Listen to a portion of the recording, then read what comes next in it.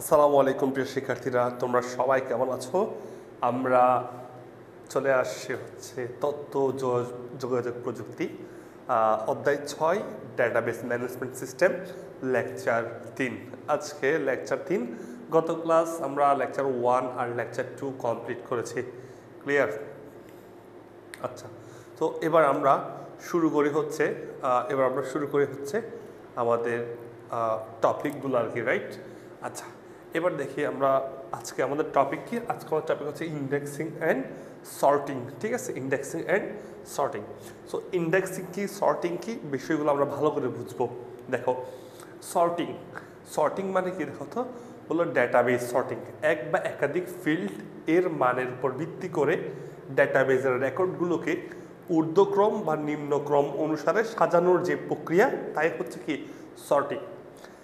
ঊর্ধ্বক্রম এবং নিম্নক্রম মানে ব্যাপারটা বোঝানো হচ্ছে, ব্যাপারটা হচ্ছে, মনে করো একটা নাম্বার আছে, মনে করো 2, 4, 7, 1, 3, 5 এরকম নাম্বার দেওয়া আছে। এখন ওদেরকে তুমি সাজাবো ঊর্ধ্বক্রম থেকে নিম্নক্রম বা নিম্নক্রম থেকে ঊর্ধ্বক্রম। যেমন এটাকে যদি সাজাই 1, 2, 3, 4, 5, 7, হ্যাঁ, ক্লিয়ার? আবার এটাকে আমি উল্টাভাবে সাজালে এটা হচ্ছে ছোট থেকে বড়, আর এখন বড় থেকে ছোট হচ্ছে এরকম 7, 5, 4, 3, 2, 1 এভাবে করে একটা সাজানোর প্রক্রিয়া। বুঝতে পারছো কি? এই তো এভাবে নর্মাল একটা নাম্বার হতে পারে, নর্মাল হচ্ছে ওয়ার্ড হতে পারে, সেগুলোকে ঊর্ধ্বক্রম থেকে নিম্নক্রম বা নিম্নক্রম থেকে ঊর্ধ্বক্রম অনুসারে সাজানোর যে প্রক্রিয়া, এগুলো হচ্ছে সর্টিং বলে, রাইট? আচ্ছা, সর্টিং দুই প্রকার, একটা হচ্ছে উচ্চক্রম বা ঊর্ধ্বক্রম, আরেকটা হচ্ছে নিম্নক্রম বা অবরোহী। ঠিক আছে, এটা আরেকটা হচ্ছে কি জানো, আরোহী, এটা অবরোহী। হ্যাঁ, উচ্চক্রমকে ইংলিশে বলা হচ্ছে অ্যাসেন্ডিং অর্ডার, আর নিম্নক্রমকে বলা হচ্ছে descending order. Ascending order, descending order. আর আমি যদি একদম শর্টকাটে বলতে চাই, যদি বলা হয়, সোজা কথা মাথায় রাখবা, যদি অ্যাসেন্ডিং অর্ডারটা মানে কি? অ্যাসেন্ডিং অর্ডার মানে হচ্ছে ছোট থেকে বড়, ছোট থেকে বড়, তাহলে অ্যাসেন্ডিং অর্ডার। আর ডিসেন্ডিং অর্ডারটা মানে হচ্ছে কি জানো? বড় থেকে ছোট। বুঝতে পারছো? ক্লিয়ার? অ্যাসেন্ডিং অর্ডার মানে হচ্ছে ছোট থেকে বড়, আর ডিসেন্ডিং অর্ডার মানে হচ্ছে কি বড় থেকে ছোট। তার মানে বলতে হবে এখানে দুইজনের মধ্যে অ্যাসেন্ডিংকে ডিসেন্ডিংকে। ঠিক আছে, দেখো তাহলে এটা হচ্ছে অ্যাসেন্ডিং আর এটা হচ্ছে কি ডিসেন্ডিং। তার মানে অ্যাসেন্ডিং মানে কি উচ্চক্রম, ঠিক আছে, ছোট থেকে বড়র দিকে যাবে, আর নিম্নক্রম বড় থেকে ছোটোর দিকে যাবে। বুঝতে পারছো? ব্যাপারটা হচ্ছে এরকম। ডিসেন্ডিং অর্ডার, তাহলে মাথায় রাখো, অ্যাসেন্ডিং মানে হচ্ছে উচ্চক্রম বা ঊর্ধ্বক্রম, আর ডিসেন্ডিং মানে হচ্ছে নিম্নক্রম। সবাই কি বুঝতে পারছো? বুঝছো? এছাড়া আমি যদি তোমাকে আরেকটু বলতে চাই, এভাবে, তুমি যদি মনে করো এ থেকে, হ্যাঁ, এ থেকে জেডের দিকে হলে অ্যাসেন্ডিং, আর জেড থেকে এর দিকে হলে ডিসেন্ডিং। বুঝছো? এ থেকে জেডের দিকে হলে অ্যাসেন্ডিং, আর জেড থেকে এর দিকে হলে ডিসেন্ডিং। আশা করি তোমরা বিষয়টা বুঝতে পারছো। ক্লিয়ার?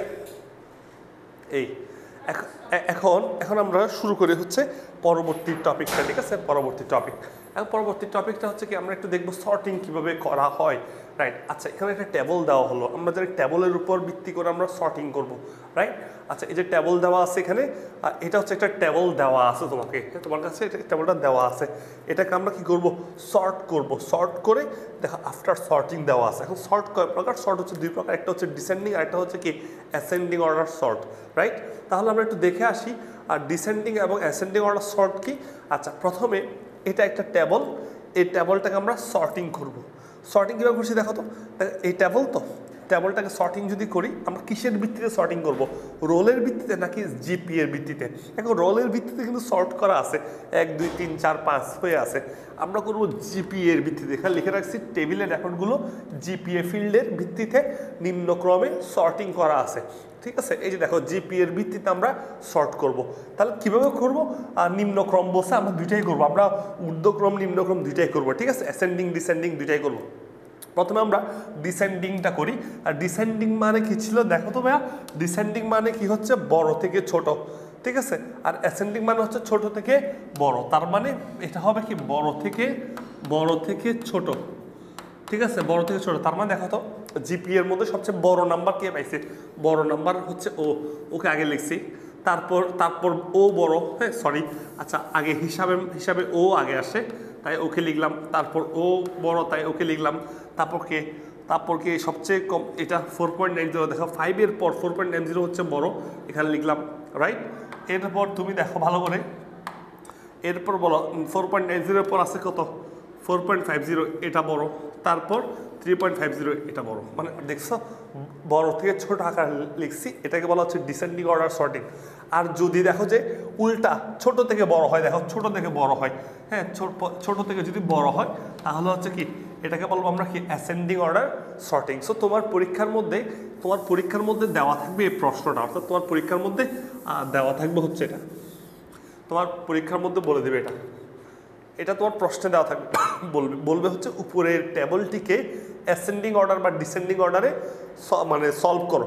আর ডিসেন্ডিং মানে আমি আবারও বলে রাখি অবরোহী বা নিম্নক্রম, হ্যাঁ নিম্নক্রম, ডিসেন্ডিং এর বাংলাটা শিখে দিবা নিম্নক্রম, ঠিক আছে, নিম্নক্রম, ক্লিয়ার। আর অ্যাসেন্ডিং মানে হচ্ছে কি, অ্যাসেন্ডিং মানে হচ্ছে ঊর্ধ্বক্রম, বুঝতে পারছো, ঊর্ধ্বক্রম। ক্লিয়ার কি ক্লিয়ার না? আশা করি তোমরা এই বিষয়টা খুবই ভালো করে ক্লিয়ার হয়েছ।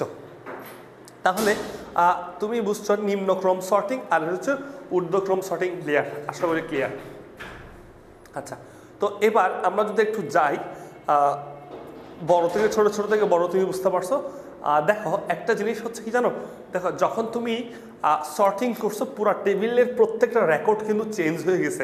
এখন রেকর্ড কি তোমরা হয়তো ভুলে গেছো, আমরা জানি এগুলোকে বলা হয় ফিল্ড, ঠিক আছে, কলামের যে মেইন অংশ বা এগুলো হচ্ছে ফিল্ড, রাইট। আর এগুলাকে বলা হয় রো, এগুলোকে বলা হয় রেকর্ড। ক্লিয়ার, মনে থাকবে কি থাকবে না? থাকবে আশা করি। আচ্ছা, এখন একটু খেয়াল করো, যখন তুমি অ্যাসেন্ডিং অর্ডার বা ডিসেন্ডিং অর্ডার সর্টিং করছো জিপিএ এই ফিল্ডের ভিত্তিতে, তখন দেখো খালি শুধু জিপিএ চেঞ্জ হয় না, জিপিএর সাথে তাদের রেকর্ডগুলো চেঞ্জ হয়ে গেছে। দেখো আমিরুল এই রেকর্ডটা এখানে চলে আসছে, তারপর হচ্ছে সন্ধ্যা এই রেকর্ডটা এখানে চলে আসছে, পুরো রেকর্ড সহ চেঞ্জ, দ্যাট মিনস টেবলটা চেঞ্জ হয়ে গেছে। তাহলে সর্টিংয়ের ফলে কি হয়, ফুল টেবলটা কি হয়ে যায়, চেঞ্জ হয়ে যায়, অর্থাৎ সর্ট হয়ে যায়, রাইট। এবার একটু খেয়াল করো, আমি যদি একটু বলতে চাই এই সর্টিংয়ের বৈশিষ্ট্য, এখানে যা করেছি তাই তুমি এখানে দেখতে পারবা। এটা ছিল হচ্ছে এটা ছিল বিফোর সর্টিং, আর এটা হচ্ছে আফটার সর্টিং, ঠিক আছে, এটা হচ্ছে আফটার সর্টিং, অর্থাৎ সর্ট করার পর, আফটার সর্ট।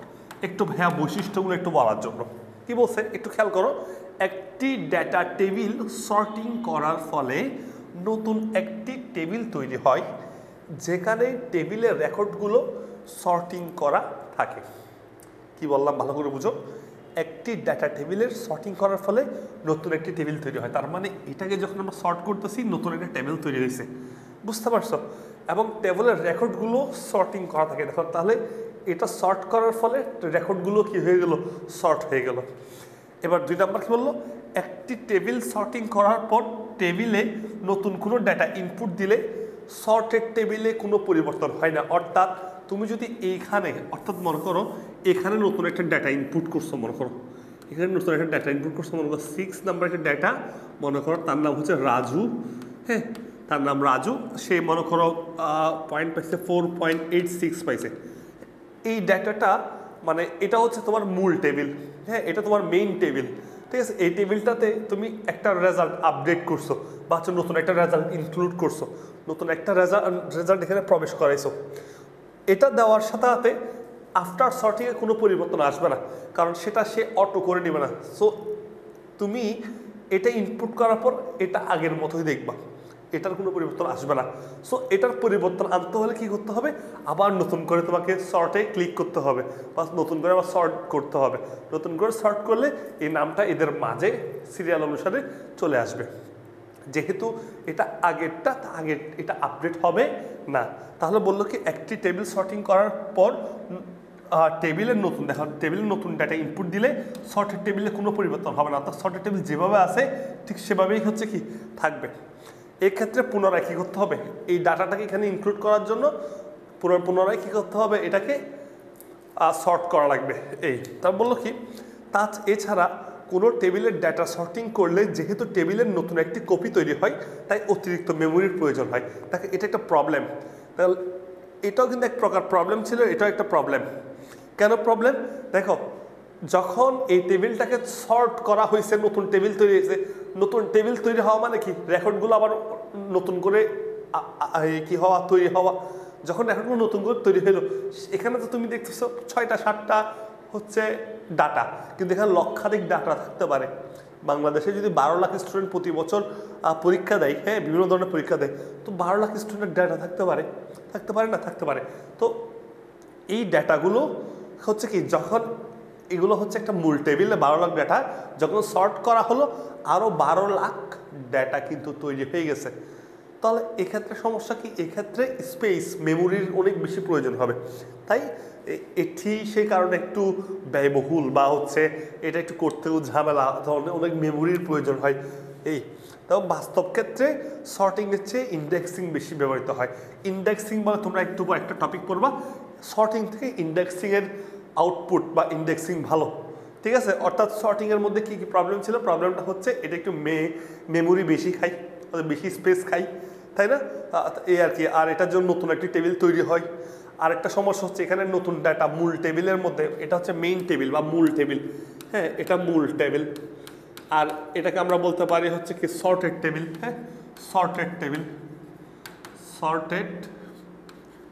বলতে পারি। হ্যাঁ মূল টেবিলে নতুন ডাটা ইনক্লুড করলে সর্টেড টেবিলে নতুন ডাটা অটোমেটিকলি আসে না, তাকে আবার সর্ট করতে হয়, বুঝছো। এটা প্রবলেম ছিল, যে প্রবলেমগুলো ইন্ডেক্সিংয়ের ফলে ইন্ডেক্সিংয়ে ওই প্রবলেমগুলো শো হয় না। চলো দেখে আসি তাহলে ইন্ডেক্সিং কি। ইন্ডেক্সিং দেখি, ইন্ডেক্সিং হচ্ছে সুসজ্জিতভাবে সুবিন্যস্তভাবে তথ্যগুলো সূচি প্রণয়ন করা। ইন্ডেক্সিং আর সর্টিং দুইটা কাছাকাছি সেম।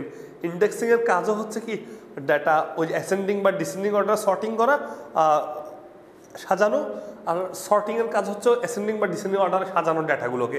ইন্ডেক্সিংয়ের কাজ সেম, বাট দুইটার মধ্যে তফাৎ হচ্ছে সর্টিংয়ের মধ্যে ফুল টেবলটা হচ্ছে কি হয় সর্ট হয়ে যায়, আর ইন্ডেক্সিংয়ের মধ্যে মানে তোমার যেটা সর্টেড করার প্রয়োজন, যেটা সাজানো প্রয়োজন তুমি সেটাকে নিয়ে সাজাতে পারবা, এক্ষেত্রে মেমোরির প্রয়োজন বেশি হয় না।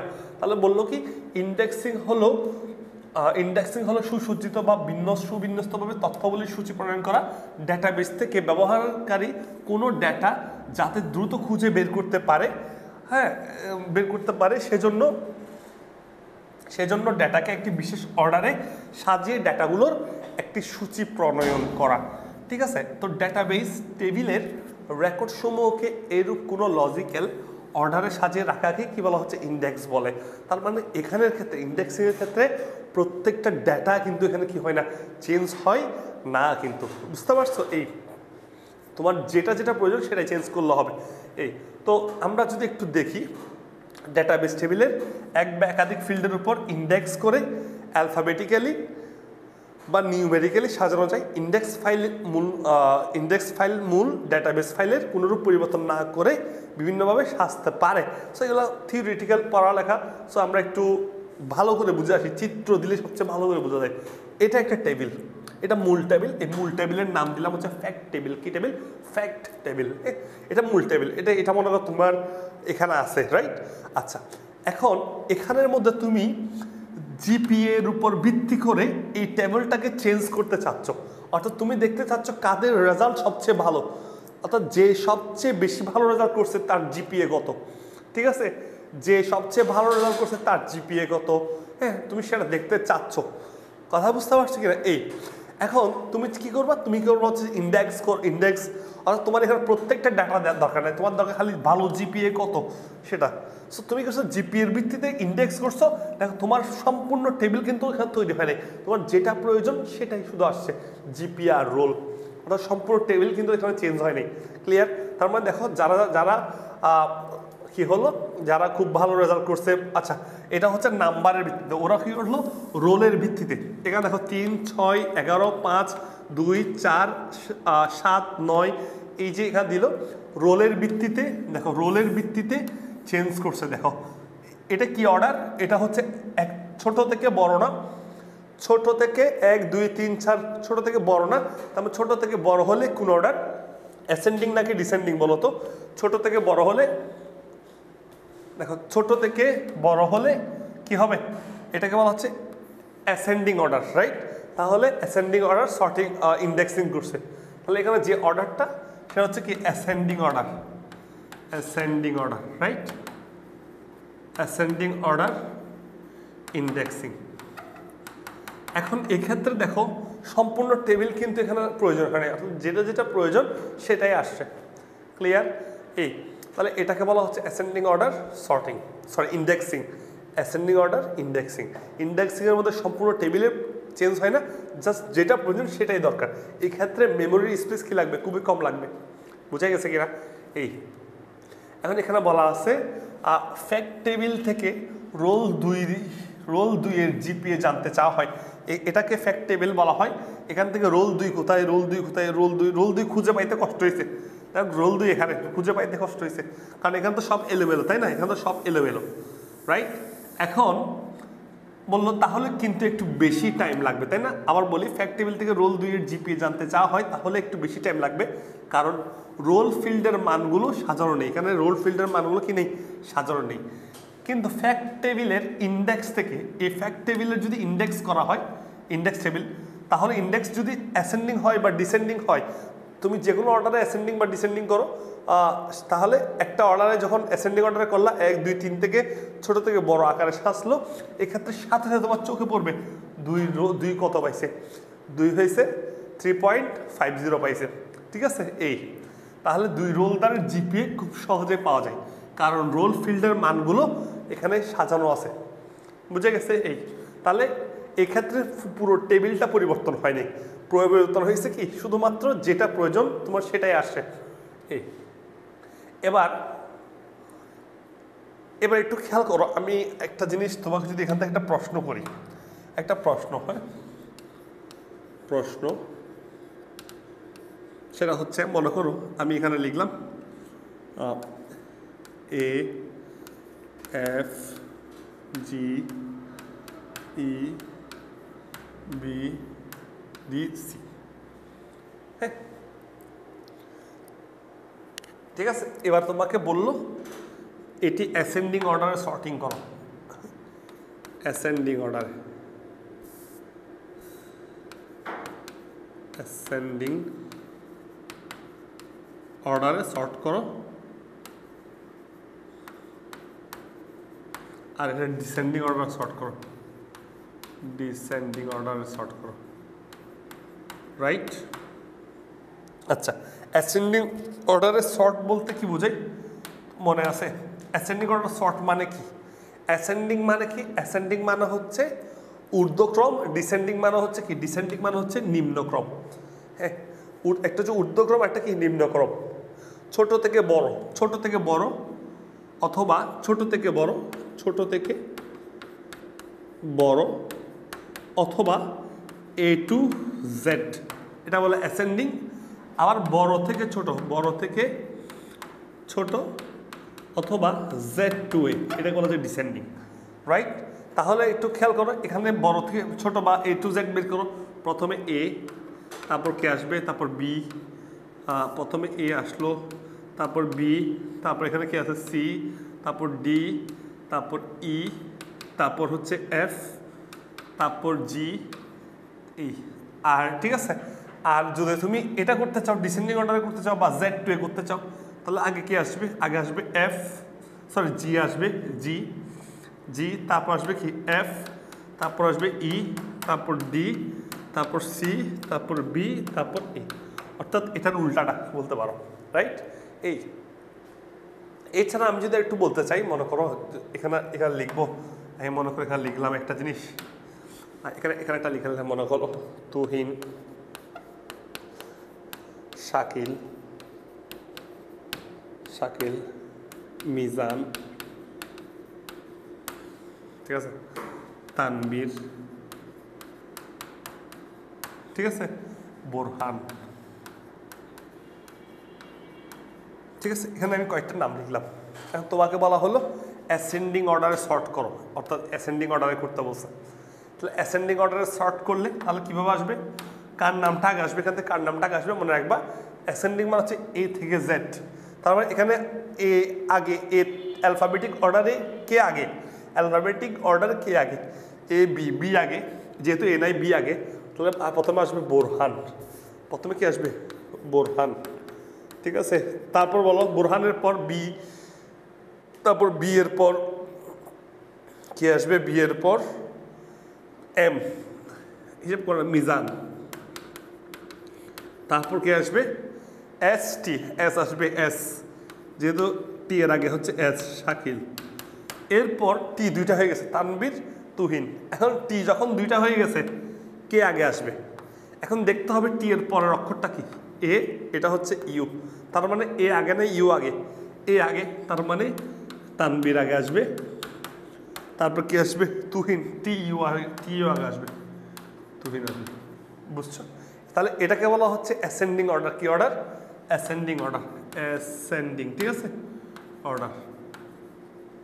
ঠিক আছে, আর যদি উল্টা যদি লিখি, আগে যদি তুহিন লিখি, তুহিন, দেন হচ্ছে তানবীর, দেন যদি শাকিল, তারপর হচ্ছে কি উল্টা, এটার উল্টা মিজান, দেন যদি বোরহান লিখি, হ্যাঁ বোরহান লিখি, তাহলে আমি বলতে পারি এটাকে আমরা ডিসেন্ডিং অর্ডার সর্টিং বলতে পারবো। ঠিক আছে, তার মানে তুমি বুঝতে পারছো সর্টিংয়ের বিষয়গুলো। সো এটা এমসিকিউতে তোমার আসতেই পারে। ক্লিয়ার, এটা মাথায় রাখো। এবার দেখি ইন্ডেক্স করার সময় বিবেচ্য বিশেষসমূহ একটু দেখবা। ইন্ডেক্স করতে করতে মানে ইন্ডেক্স করার জন্য কি কি করা লাগবে বললো, ইন্ডেক্স কি ফিল্ডের উপর ইন্ডেক্স করতে হয়, মানে অর্থাৎ সাধারণত কি ফিল্ডের উপর ইন্ডেক্স করতে হয়, বুঝছো, এবং ইন্ডেক্সের একটি নাম দিতে হয়। ক্লিয়ার, কি কি ফিল্ড বলতে বোঝানো হচ্ছে যে প্রাইমারি কি, এই টাইপের কি ফিল্ডের উপর ইন্ডেক্স করতে হয়। ঠিক আছে, ইন্ডেক্সে একটি নাম দিতে হয়। এবার 2 নাম্বার, যে ফিল্ডের উপর ভিত্তি করে ইন্ডেক্স করা হয় সেই নামের অনুরূপ নাম নির্বাচন করতে হয়। এতে ইন্ডেক্স সমূহ মনে রাখতে সুবিধা হয়। অর্থাৎ তুমি একটা ফাইলকে ইন্ডেক্স করলা, ওই ইন্ডেক্সটা কি নামে করবে এটা আগে থেকে ঠিক রাখতে হবে। ওই নামটা তার নাম অনুসারে দিলে সবচেয়ে বেস্ট, রাইট। অর্থাৎ হচ্ছে তুমি একটু খেয়াল করো, মনে করো এটি একটা টেবিল, তো তুমি এই টেবিলতে কি দেখতে পাচ্ছ, জিপি দেখতে পাচ্ছ। সো তুমি এটা লিখতে পারো জিপিএ ইন্ডেক্স টেবিল। তুমি যদি নাম করতে চাচ্ছ, নামের ইন্ডেক্স করতে চাচ্ছ, তাহলে নতুন একটা নামের একটা টেবিল তৈরি হবে, ওটার নাম দিবা নাম ইন্ডেক্স, নেম ইন্ডেক্স টেবিল এভাবে। অর্থাৎ যেটা ইন্ডেক্স করতে চাচ্ছ সেটার একটা নাম দিয়ে দিবা, যেন পরবর্তীতে খুঁজে পেতে সুবিধা হয়, বা এটা কার উপর ইন্ডেক্স করা হয়েছে সেটা বুঝতে সুবিধা হয়। ক্লিয়ার, এই এক বা একাধিক ফিল্ডের উপর ভিত্তি করে ইন্ডেক্স করা যায়। কোনো ডেটা টেবিলের এক বা একাধিক ইন্ডেক্স থাকতে পারে বা একই সময়ে খোলা থাকতে পারে, কিন্তু একই সময়ে কেবল একটি ইন্ডেক্স সক্রিয় থাকবে, রেকর্ডসমূহ প্রদর্শনে অর্ডার নিয়ন্ত্রণ করবে। অর্থাৎ তুমি চাইলে একটা টেবিল একাধিক ইন্ডেক্স দেখতে পারো, কিন্তু একবারে তুমি একবার ইন্ডেক্সের সময় একটা কলামে তুমি দেখবা বা একজনকে তুমি পাবা। ঠিক আছে, কিন্তু একাধিকবার তুমি চাইলে করে রাখতে পারো। ঠিক আছে, খোলা থাকতে গেল। এবার পরবর্তীতে আসলে দেখি ইন্ডেক্সিংয়ের সুবিধা। দেখো ইন্ডেক্সিংয়ের সুবিধাগুলো কিন্তু সর্টিং থেকে বেশি। সর্টিংয়ের ক্ষেত্রে মেমোরি অনেক প্রয়োজন হয়, কিন্তু ইন্ডেক্সিংয়ের ক্ষেত্রে মেমোরি এত বেশি প্রয়োজন হয় না। ক্লিয়ার, এই ব্যাপারগুলো একটু মনে রাখবা। ইন্ডেক্সিংয়ের সুবিধা হলো ইন্ডেক্স তৈরির সময় তৈরি করার ফলে ফাইলে সহজে ডেটা খুঁজে বের করা যায়। ঠিক আছে, ইন্ডেক্সিংয়ের সময় সুবিধা হলো ইন্ডেক্স তৈরি করার ফলে ফাইলে সহজে ডেটা খুঁজে বের করা যায়। তারপর বললো কি ইন্ডেক্স তৈরি করার ফলে ডেটাবেস টেবিলে নতুন কোনো রেকর্ড ইনপুট করা হলে ইন্ডেক্স ফাইলে স্বয়ংক্রিয়ভাবে সেটা আপডেট হয়ে যায়। খেয়াল করো, এই কথাটা অনেক বেশি ইম্পর্টেন্ট। দেখো এই কথাটা অনেক বেশি ইম্পর্টেন্ট।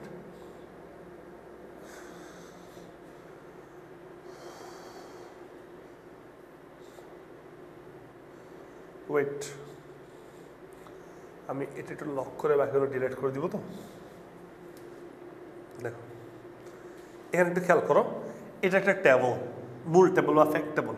এখানে নতুন একটা ডেটা আপডেট করছো, ঠিক আছে? মনে করো সেটা হইতে পারে 12, এর নাম হচ্ছে মনে করো শাকিল, সে কোন সেকশনে পড়ে, সে পড়ে হচ্ছে বি সেকশন, মনে করো সে পাইছে জিপিএ 5 পাইছে।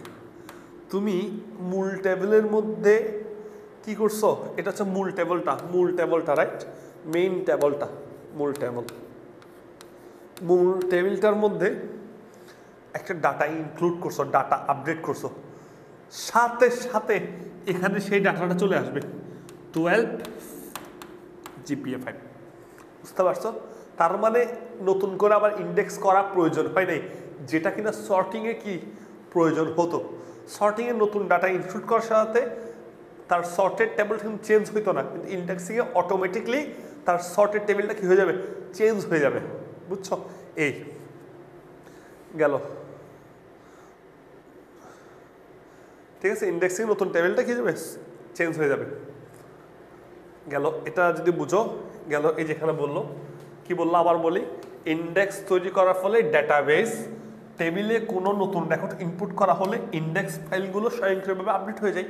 তারপর ডেটা সমূহের ইন্ডেক্স তৈরি করলে পারফরমেন্স ভালো পাওয়া যায়, স্পিডও ভালো, ঠিক আছে? ইন্ডেক্স ফাইল মূল ডেটাবেস ফাইলের কোনোরূপ পরিবর্তন না করে বিভিন্নভাবে সাজতে পারে।